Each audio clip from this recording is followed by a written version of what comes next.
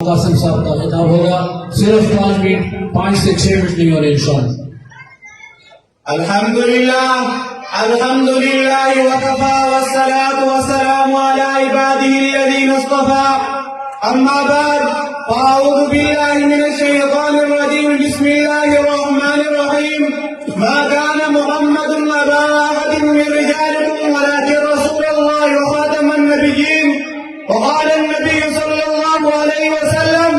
انا خاتم النبيين لا نبي بعدي، او كما قال عليه الصلاة والسلام۔ مقتل کی طرف ہم جاتے ہیں، موت تیرے لب چوم کے ہم، مقتل کی طرف ہم جاتے ہیں، موت تیرے لب چوم کے ہم، نیشان شہادت پیتے ہیں، ساقی کی ادا پہ جھوم کے ہم شمع یقین کے پروانے شعلوں سے محبت کرتے ہیں، عزیز ہماری راہ سے ہٹ ہم موت کی عزت کرتے ہیں۔ میرے واجب الاحترام قابل عزت احترام حضرات علماء گرامی اور سامعین محترم، السلام علیکم ورحمۃ اللہ وبرکاتہ۔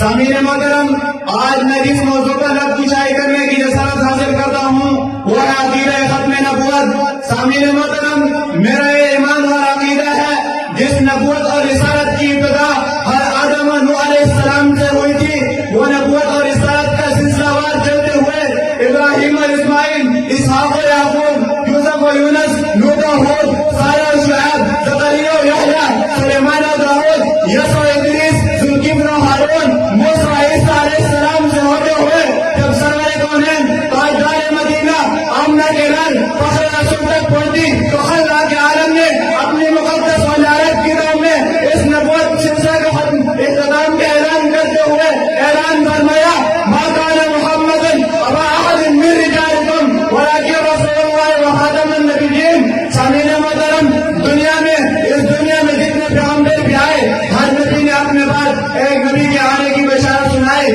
فرمایا کہ ہمارے بعد ایسا نبی آئے گا جو سب کا منتظر ہوگا، ایک ایسا بشر آئے گا جو عظمت بشر ہوگا، ایک ایسا نبی آئے گا جو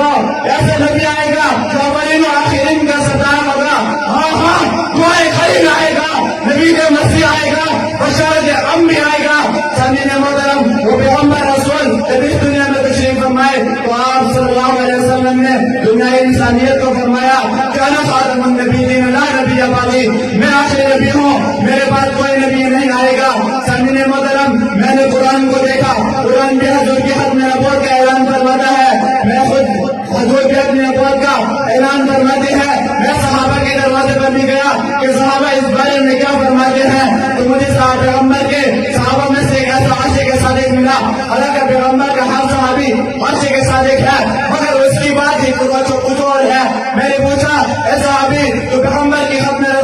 نبوت کے بارے میں کیا فرماتا ہے؟ تو وہ فرمانے لگا، تو دیکھتا نہیں کہ میرے نزدیک پیغمبر کی ختم نبوت اتنی اہمیت کے حامل ہے کہ میرے 12,000 سپاہی رسول کی امت پر قربان ہو گئے۔ سامعین محترم، وقت کی قلت ہے، ایک ہی شعر پر اپنی تقریر کو ختم کرنے جاؤں گا۔ میرے ذوق نظر آزما لیجیے،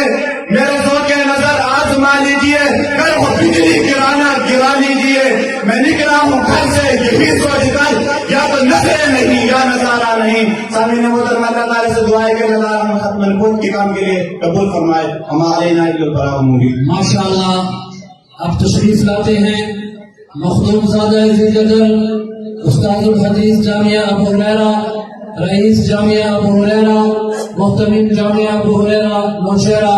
حضرت مولانا محمد قاسم حقانی صاحب خطاب فرمائیں گے، اور ان کے بعد انشاءاللہ مہمان خصوصی حضرت مولانا محمد انور صاحب آخری حدیث کا درس دیں گے۔